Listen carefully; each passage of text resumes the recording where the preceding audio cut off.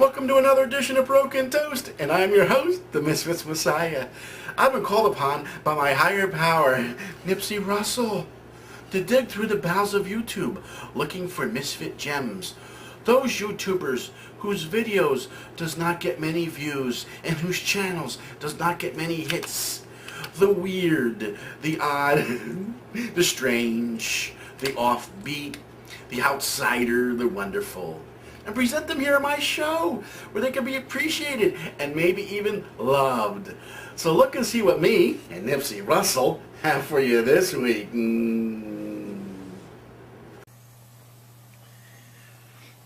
I got me a brand new fez. Check it out.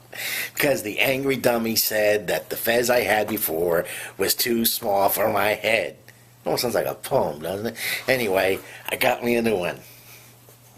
Papa's got a brand new fez. Check it out. Check out the tassel, man. Check out that tassel. I wonder if this is Network of Evil certified. Okay, I'm feeling a little queasy here because I'm visiting Alan Bradford's channel. And it's called Alan Bradford's channel. And he does, I guess you could say, sketch or skits. But I'm really starting to get a creepy feeling from this. The video we're going to watch is Thank Heaven for Little Girls.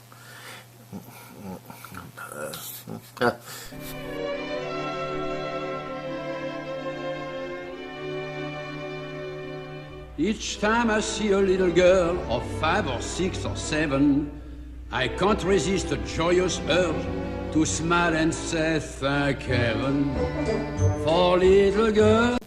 I have to say, I'm sorry to Toothless Fat Overalls for saying that he was very strange and probably the strangest person of my misfits. But this guy takes the cake. He even makes Toothless Fat Overalls kind of look like, I don't know, Noam Chomsky.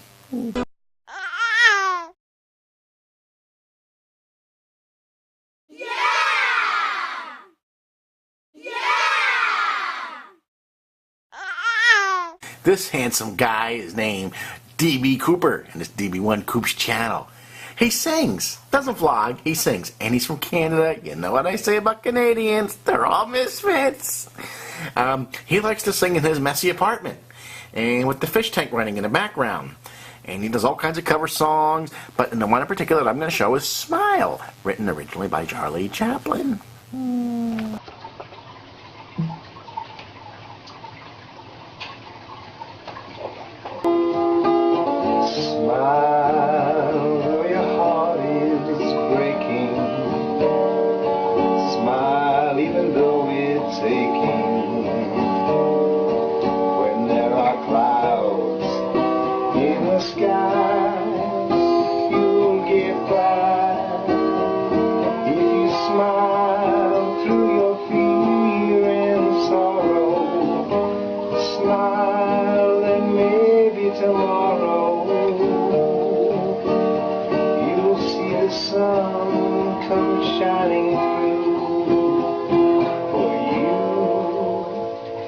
If you just light up your face with gladness, hide every trace of sadness, although a tear may be ever so near, that's the time you gotta keep on trying.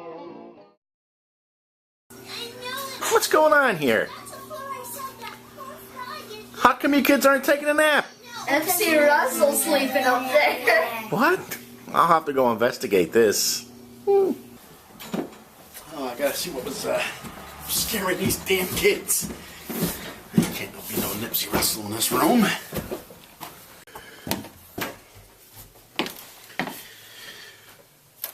Holy password!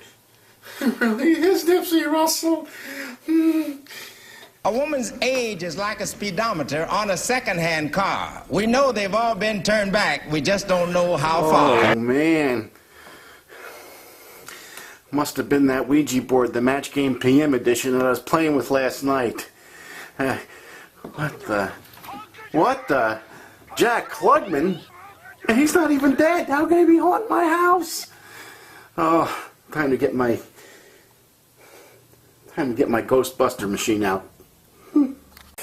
This'll get it.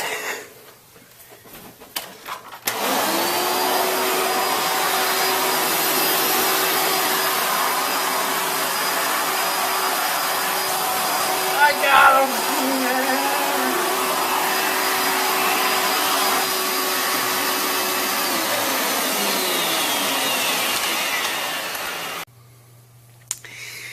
Well, I took a lot of no-dos, and I got my narcolepsy a little bit under control. So now I figured for once and finally I'm going to give the appropriate review for Citizen Kong, show his videos, and we'll talk about it. And so now I won't feel like I'm being rude by falling asleep or anything like that. So please sit back and enjoy Citizen Kong.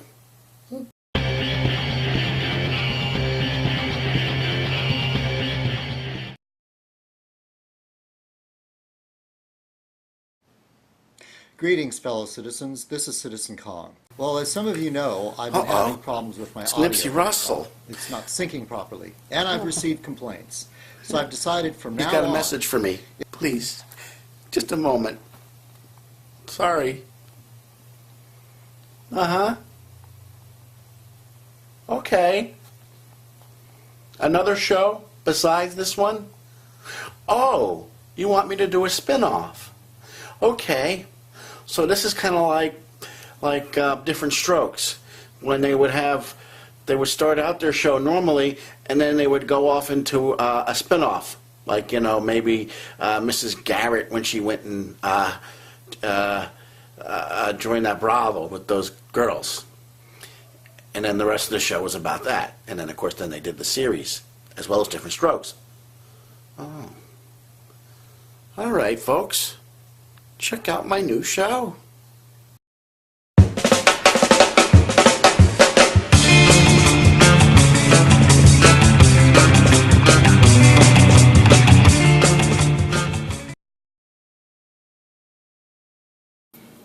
Well, just a couple of weeks ago, they came out with a high-definition DVD of the Scarface, and they also had it in the theaters a couple of weeks before that, promoting the new Scarface on DVD and HD and all that nice crap.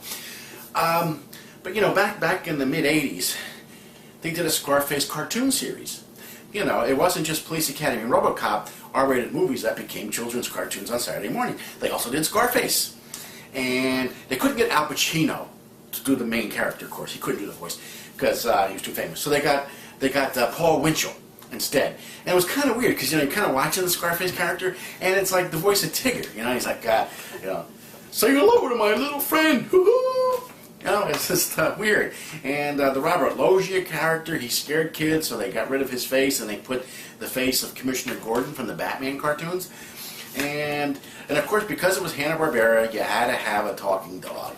So Scarface had this little talking dog named, I think his name was Bujo, and he could fly. Of course, we know what's a dog without flying on one of those stupid cartoons. And he would, go with Scarface as they would kind of go after their own criminals. So it was kind of like he was like a good guy, bad guy thing, and he would go after other drug dealers, and so I guess that's how they justified the cartoon. And of course, they couldn't use language, so every word was freak and and things like that. And but it was good, and it was kind of funny. So if you catch it, it's kind of like a cult thing now because it didn't last long, and it probably lasted like half a season.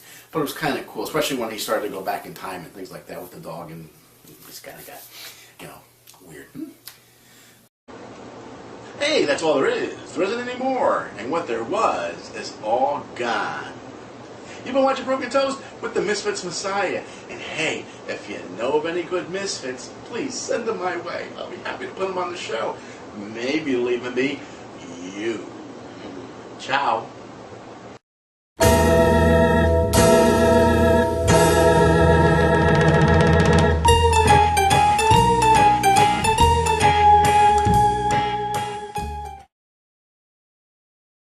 Okay. Cheers.